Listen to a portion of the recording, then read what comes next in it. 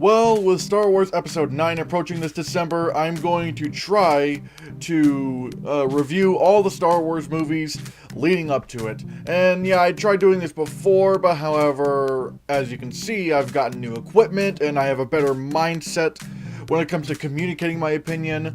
So yeah, I'm just going to remake them. Before I go on, don't forget to smash that like button, smash that share button, and if you're new here, smash that subscribe button so you can watch more reviews like this one, and give a little tap to the gray bell icon for notifications on my latest uploads. Back to the review. Anyways, yeah, we're going to be talking about Star Wars Episode 1, The Phantom Menace. So yeah, this was, from what I heard, it was the most anticipated film of all time. But I was like a year old when that movie came out. Actually, no, not even a year old. I was born on August 1998, and the movie came out May of 1999. So I wasn't even a year old yet when this movie came out. And yeah, and I haven't watched this movie at all until like 2017, and I did not like it. Like, oh boy, it was boring, the effects were terrible, a lot of things just seemed to be kind of pointless, and I rewatched it for this review, and I still feel about the same way. I think it's bad. I really don't like The Phantom Menace. It's not terrible, like there are some good elements about it, but as I said before, it's very boring, the effects are terrible, and a lot of things just come off as very pointless. Let me start off with the effects just to get them out of the way. I get that, you know, these effects were revolutionary at the time, and because, you know, we haven't really seen anything visual effects wise done to this kind of scale before. But oh my god, it looks awful. Like, Jurassic Park also broke ground with its visual effects, but the thing is with Jurassic Park, it still looks amazing. And I can't even say that The Phantom Menace overuses CGI, because a lot of the practical effects are terrible. Like these weird alien guys who are so clearly mockeries of Asian people. Like, they have, their mouth movements don't really sync up with what they're saying. Like when he says, "They are still coming through. This is impossible!" Obviously, since I'm a living creature, my mouth movements match my speech. But it's so bad in The Phantom Menace, like with these animatronics. I don't know why they had to make up such a offensive stereotype of Asian people when they could have just maybe used a completely different language and just work with the limitations of the mouth movements. Like, they could have just done that and it would have made that a lot better. And of course, there's Jar Binks. Look, yeah, I realize so much about this guy has already been said, and don't take this as me trashing on Ahmed Best on a personal level. Like, no, like, I've seen some of the stuff he's said about, you know, people bullying him for his role as Jar Binks. It's like, no, that's uncalled for. Like, that's not cool. Don't insult the guy on a personal level. And also, Ahmed Best didn't write the character of Jar Binks. He didn't direct himself. And even then, like, that's George Lucas. But even then, don't bully George Lucas either. That's bad. But still, oh my god, Jar Binks gets on my fucking nerves. Like, excuse me, oh yuck, icky goo. Like, it's such an annoying character. Why? Why is he in this movie? Or again, why couldn't they just have him speak some sort of alien dialogue? Like, you know, have subtitles, and don't have him be such a fucking idiot. Like, cut out all the pointless, humor scenes. I mean, really, the direction in general for The Phantom Menace is very questionable. Because it's like the actors have no idea how to say their lines. Probably because it's George Lucas, who, look, I know I'm gonna piss off a lot of fanboys, especially, Star Wars sequel haters, but I don't care. I don't think George Lucas is a good writer and director. I don't. I really think he just got lucky with A New Hope, had a lot of help with it, and there's lots of articles that say that he had a lot of help with writing and directing that film. And then when everybody saw him as like this big genius and like, wow, we won't question a single thing he does. And then he did Star Wars The Phantom Menace and got too confident and had no one else to tell him what would and wouldn't work. Hence why we got this film.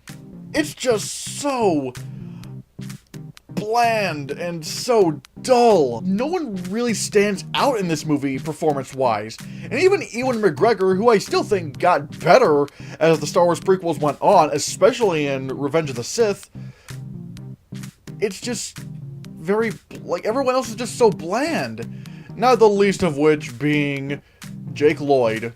In fact, I don't even know why Anakin Skywalker is a kid in this movie. Like, why is he a kid? Why couldn't he just be a teenager? I just don't really buy the whole thing of, this little kid building all of this shit. Like a robot and, a little space cruiser. Like, I don't know if it's a space cruiser or whatnot. I don't know. It's some sort of hovercraft race car thing. I don't know what that's supposed to be. But I just, I really have a hard time buying that this 9-year-old kid could do that. He doesn't even speak like a 9-year-old. Like, sometimes he just says things that really, again, I'd think a teenager would say. Like, he's talking about, how he's gonna save his people from being slaves and whatnot. I'm not exactly sure if a 9-year-old would be able to grasp slavery on that kind of level. At that age, wouldn't he just think that's how life usually is?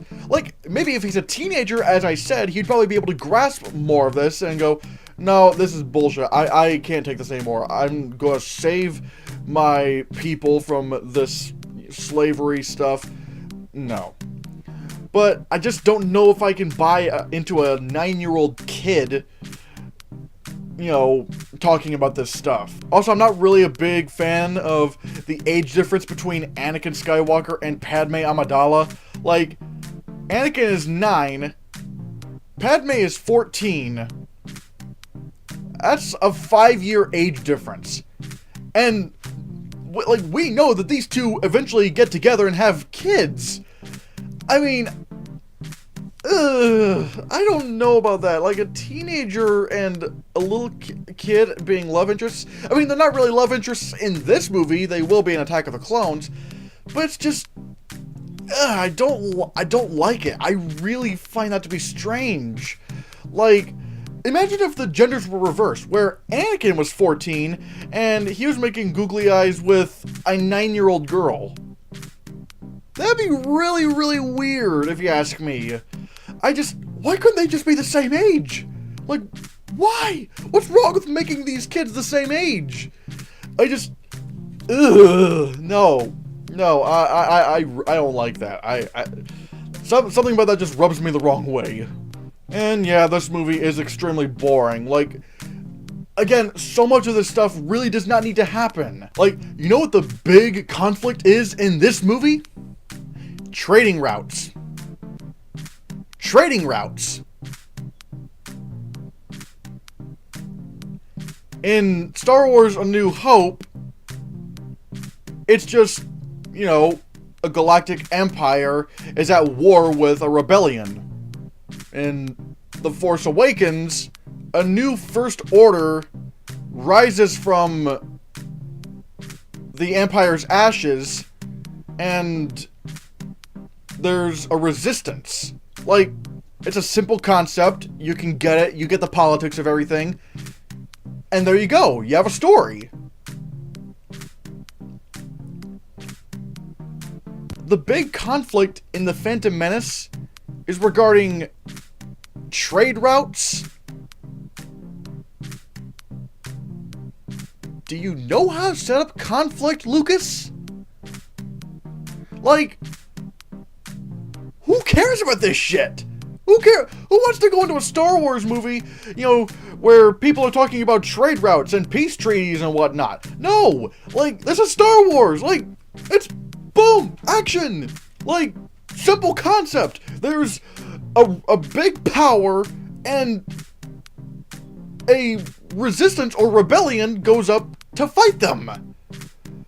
Like, that's a simple concept. And really, if it's working in the sequels, then, like, What's the problem with having a similar concept in the prequels? Like, ugh. God, it's just... Why was this movie even made? Really? This doesn't really go anywhere. It just sets up some characters, but doesn't really do anything with them. Like, how is Anakin Skywalker any closer to being Darth Vader in this movie? Like, how? How is he any closer to being Darth Vader? Like, and again, why is he a kid? Why do we don't need to see him as a kid. He could have been a teenager doing this stuff. Like, it would make sense if, like, a teenager was, like, you know, an engineer, like, trying to build all this stuff. Like, that would make more sense. It would make sense for a teenager to have the rebellious mindset of going against, the people who own the slaves. Because, again, that kind of harkens back to the rebels versus the Empire. Like, I don't know. But yeah, no shock, I don't like The Phantom Menace. I think it's the worst Star Wars movie out there. And I know there's prequelists, and I know there's people who hate The Last Jedi, or Force Awakens, or whatever movies you hate. I don't care. I don't like The Phantom Menace. I think it's bland. I feel like it's very uninspired. It doesn't really go anywhere with the story. The effects are god-awful, so there's nothing pretty to look at.